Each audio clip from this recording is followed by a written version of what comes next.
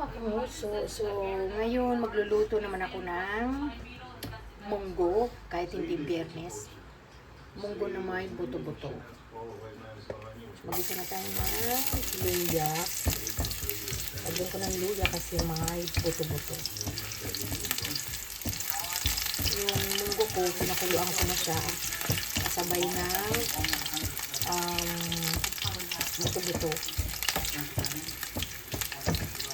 Lagyan ko ng luya para matanggal yung lansa.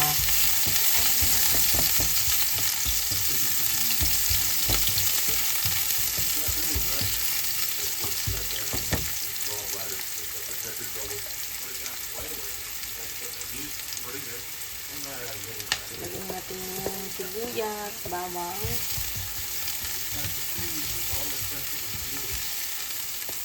Saka yung kamatis.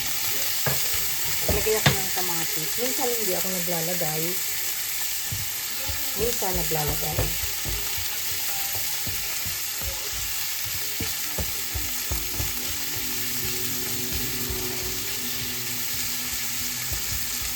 Kung ano yung trip nyo, ilagay nyo. Sa trip ko maglagay ng kamatis. Ilagyan natin ng asin para mabilis madurog yung ating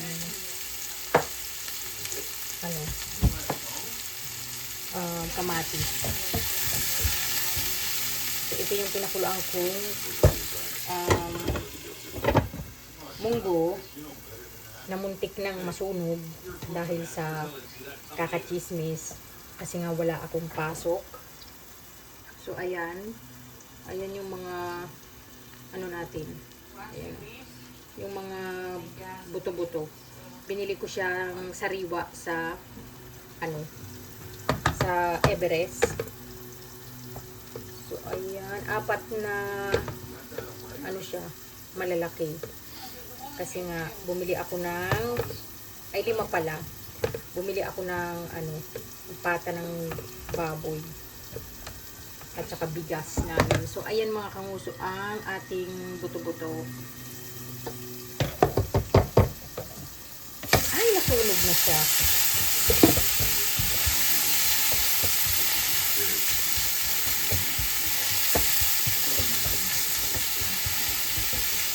Luto na yung yung ating kamatis.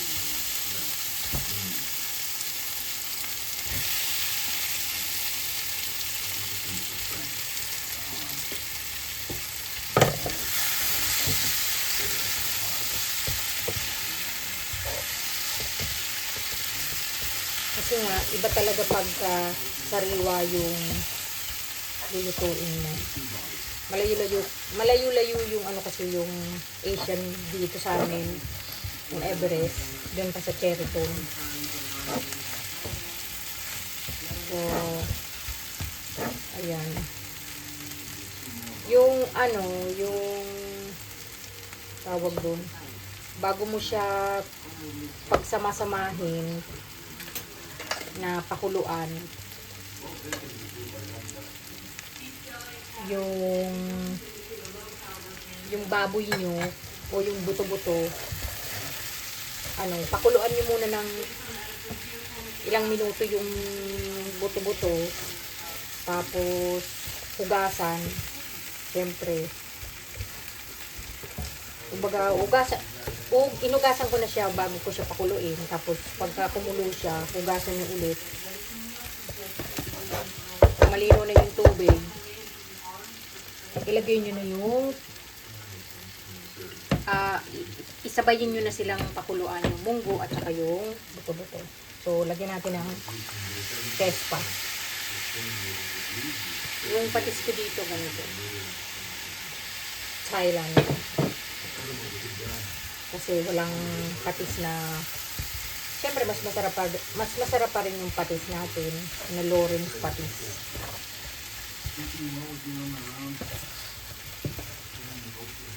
Meron kasi nabibili kong patis na, ano ba tawag, dragon sa Asda, pero parang mas masarap to. So ngayon, ilagay na natin lahat.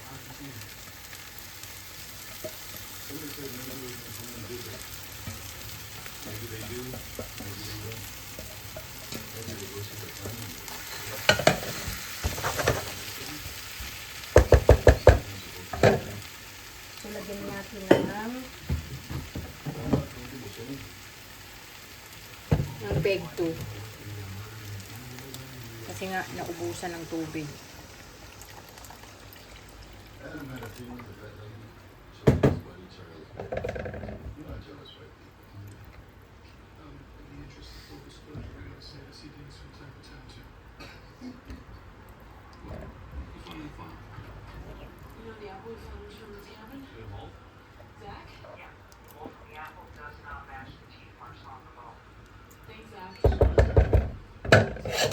So, yun. Ako, naglalagay ako ng paminta. Pandagdag sarap yan. Kasi nga, may baboy. Ano din yung bawas lansa.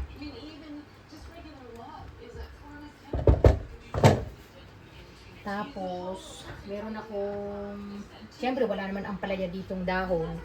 Nagtanim ako noon pero natsugi siya.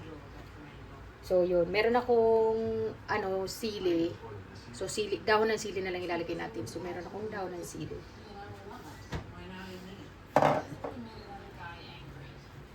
Siyempre, lalagyan na natin ng pampalasa.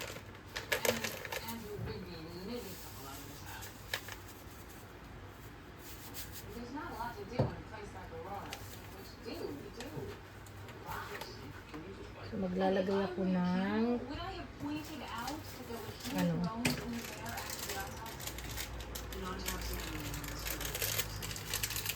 siyempre, meron akong betchin dito at saka magic sarap. So, lalagyan natin ng magic sarap at saka betchin. So, ayan. Here and here. These are like 2 marks away. Okay. But the 2 regular. There's like 2.5. Para masarap talaga. Lagyan natin, wala na. There has to be some kind of machine. Machine. Tapos, meron akong natira na chicharon. Ilalagay natin siya mamaya. Tanggalit yan.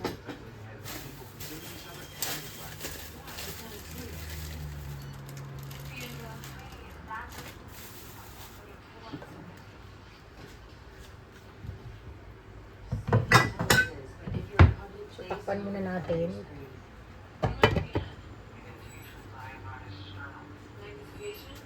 Tapos, ayun, kahapon, galing kami ng Maidstone dahil nag-exam nga kami. Meron doon Asian na Longgan ata yung pangalan.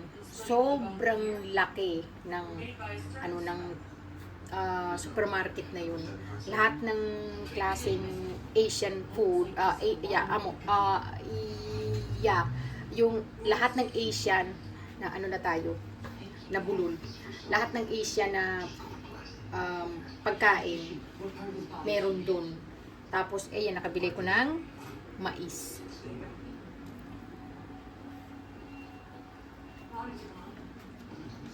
Okay naman yung lasa niya. Ano to? Galing Thailand. Nakabili na ako ng kamote. Yung inalmusal ko kanina na violet, kamoting violet. Masarap na, ma'am. Spiritual right to share life force. Look, you're nuts, okay? We get it. We don't need to hear the rambling cycle speech of what you do. You're an anthropologist. You know that ancient civilizations would sacrifice some in order to preserve the strength of what'd you do that for? Nobody wants to hear that rambling psycho speech. The bedpan?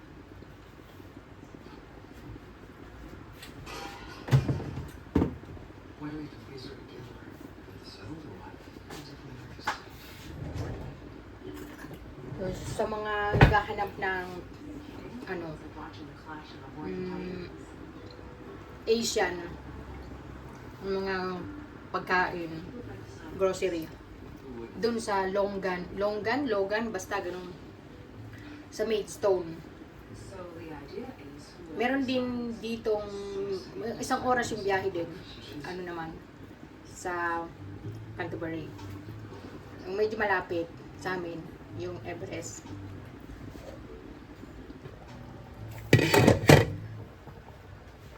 So yun, kumukulo-kulo na.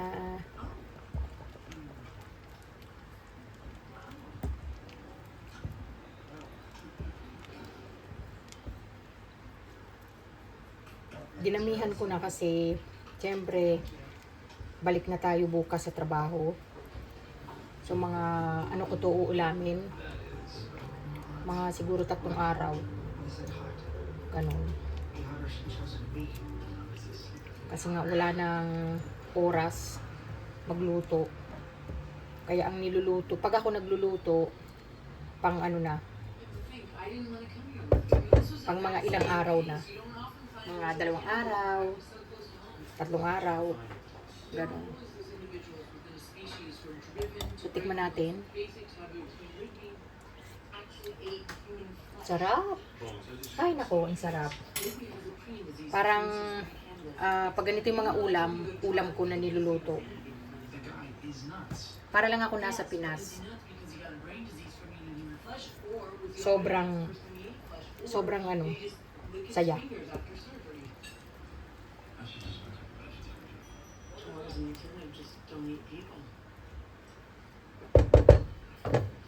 Alam nyo, iba talaga lasa ng luto kapag ka may bechin o kaya magic sarap. Iba talaga.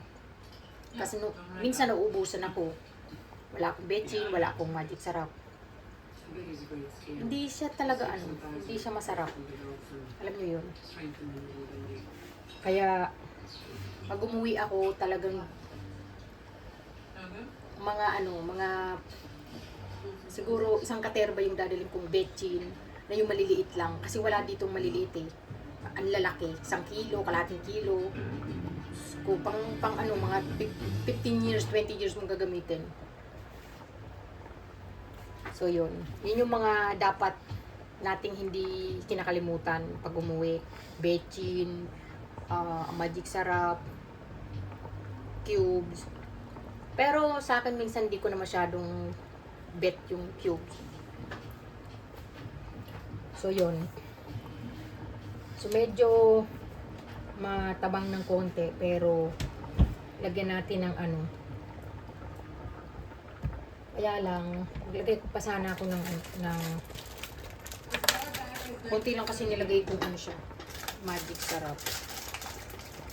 At saka alam nyo mga kanguso, lalo yung mga nandito sa UK, sa mga Asian, walang magic sarap. Sa Canterbury, wala. Meron lang dun bechin at saka cubes na yung dito ata yun o basta hindi sa Pilipinas. Tapos sa naman sa Everest din yung cubes at saka yung Knorr powder na Ajinomoto powder pala. Walang magic sarap. So yung magic sarap na binili ko online. So bumili ko ng 24. Kaya pag umuwi, dapat damihan nyo talaga. So dagdagan natin ng magic.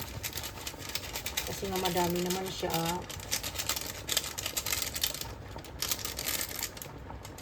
Kasi nga wala akong cube.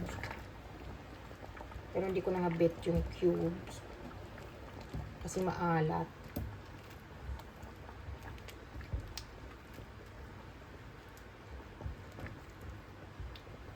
Ang lasa niya talaga pag buto-buto. Tsaka pag pinagsabay mo silang pakuluan. Ang lasa. So yung asawa ko, pakakainin ko nito. Siyempre, himayan natin. Tapos parang soup. Sa kanila soup kasi ito, di ba? Tapos, yan. Tapos, partnerin niya ng kung anong gusto niyang i-partner. Tinapay, ganyan. Tapos ako, nilalagay ko lang yung mga niluluto ko sa freezer. Sa isang Tupperware na pang-isahang init lang. Mga, pag nagluto ako ng spaghetti sauce, nilalagay ko lang sa freezer. Para, pag gusto ko, magluluto lang ako ng noodles. Tapos, nilalagay ko na yung, yung sauce. Ganun ang mga diskarte. Kasi, pag wala kang oras na magluto, ganun yung dapat gawin. Magluto ka ng kunyari, wala kang pasok, magluto ka ng marami, tapos ilagay mo siya sa Tupperware, ilagay mo siya sa freezer. Ay mga 1 linggo, 2 linggo pwede. Kasi yung tinapa ko nga, 1 taon nasa freezer. Pero naubos na. Pero 1 taon, nalagay ko sa freezer, galing sa Pinas. Pero niluto ko, pinirito ko muna yun sa Pilipinas. Kung nilagay ko sa garapon, sinelyuhan ko ng bonggang-bongga. So ngayon ilagay na natin yung si chicharon.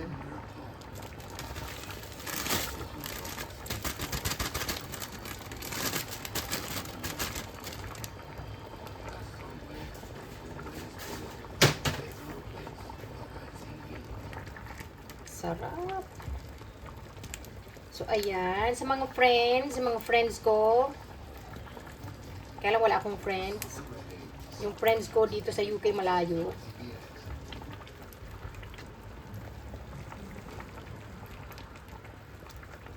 Sa mga friends ko, gusto nyo mag-mine na kayo, isang buto. Isang buto tsaka isang chicharon. Laki Ang laki ng ng karne. Tingnan nyo naman.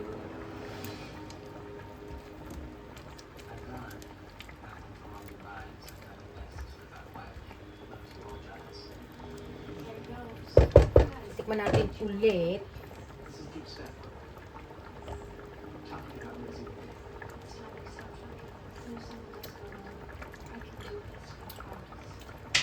Sarap. Ang sarap.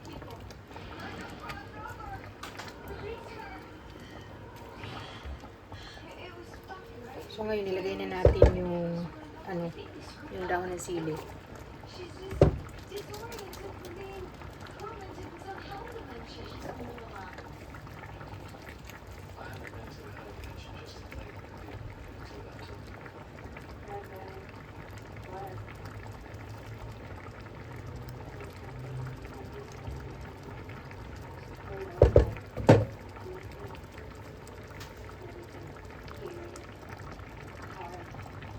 So, ayan mga kanguso, luto na ang ating munggo with buto-buto.